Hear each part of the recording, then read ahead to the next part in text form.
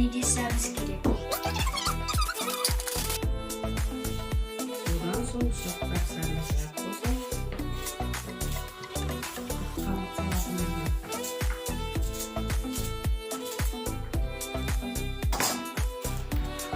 сұйық май қосамыз.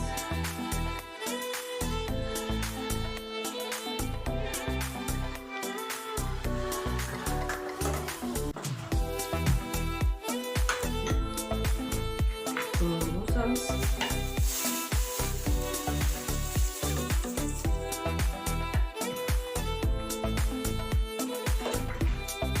Біздің қырыққабат салатымыз дайынға болып қалды.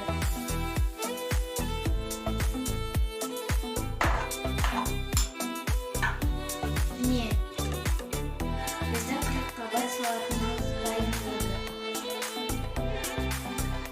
Астарымыз дәмді болсын.